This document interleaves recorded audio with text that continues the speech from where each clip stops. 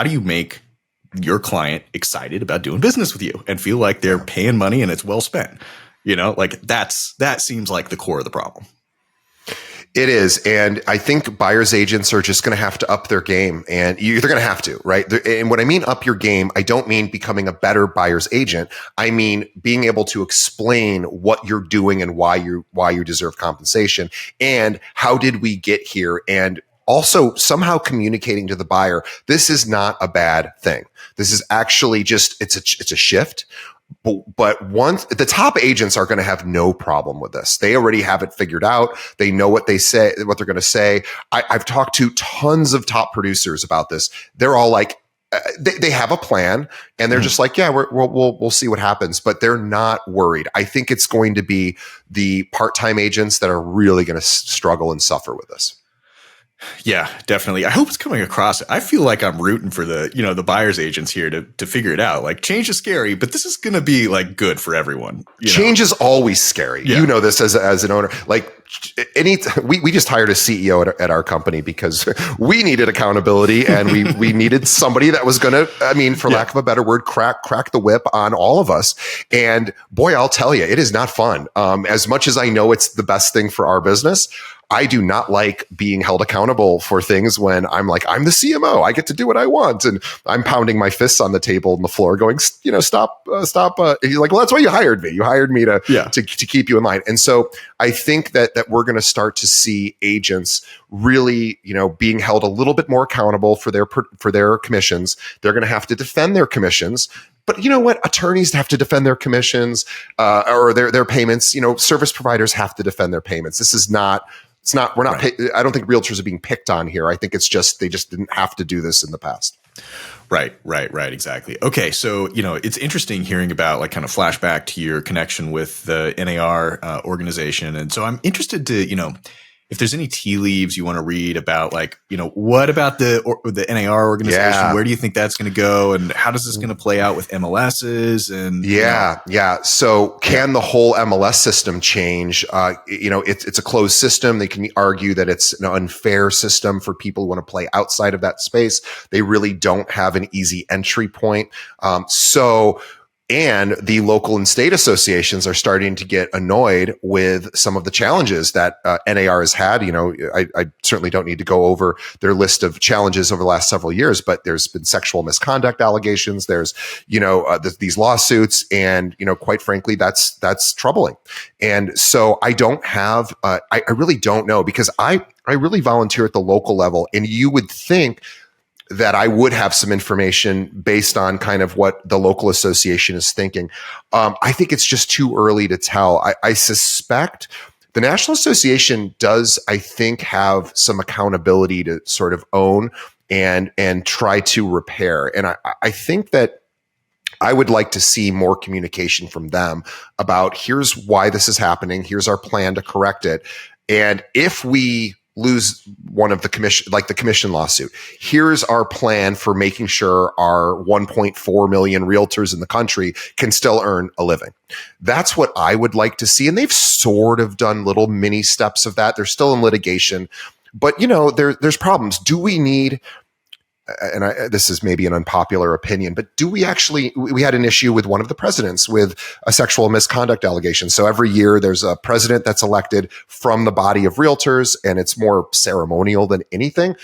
It's more like, hey, we're going to take one of our agents and say, hey, you're representing the whole country for realtors.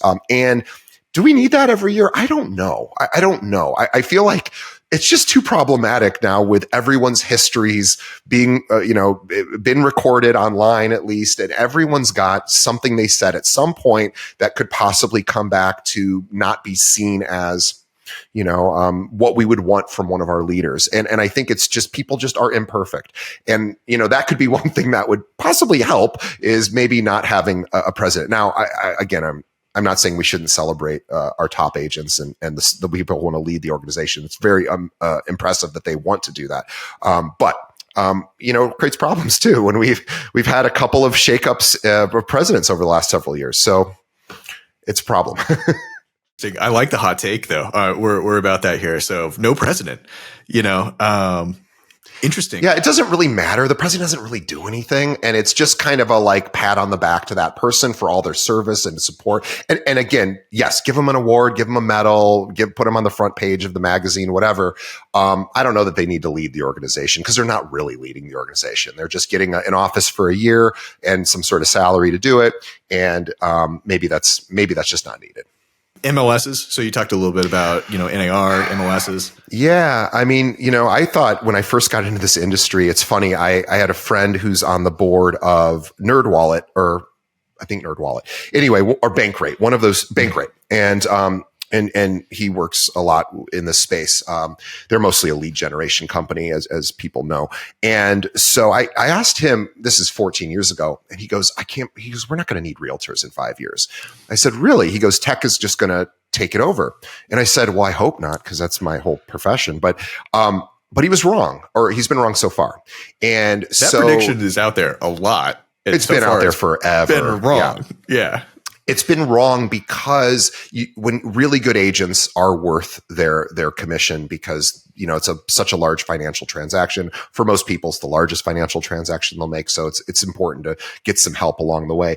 About MLSs, I would say Zillow came around in early 2000s and said, let's figure out maybe a more open system, right? And so they initially basically started creating agreements with associations to be able to show those listings publicly. You no longer needed a key to get into the MLS system. If you were a consumer, you just go to Zillow, and 99% of the listings on the MLS are going to be on Zillow. So that's pretty cool. And they do it for free. And Zillow is a lead gen company. So for them, they sell their leads to realtors.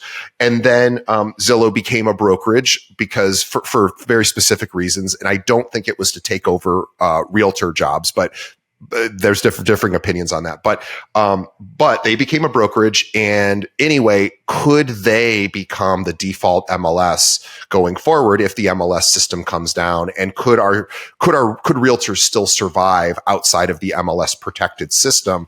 I would hope so. I don't know. But could we see the MLS going away entirely? Maybe. I mean, there's a reasonable argument to be made that being a closed system prevents competition. And, that's a problem, I think, for consumer advocacy groups. So I don't know. This episode of Keeping It Real is brought to you by Real Geeks. Real Geeks is the all-in-one real estate sales and marketing technology platform that is designed to make real estate professionals more efficient. New for 2024, Real Geeks has 4 packages. The base package, which is the same platform that everyone's used to, that starts at $299, as well as 3 packages that include leads. So if you're looking to upgrade your technology and get leads, we've got something for everyone. All of the packages include SEO Fast Track, which is Real Geeks' AI-enabled SEO tool, which builds out long-tail, programmatically driven AI content for your listing pages. Data coming off this has been great in terms of generating long-tail traffic for our customers. You want to check this out? Head over to realgeeks.com and tell them that you saw us on Keeping It Real.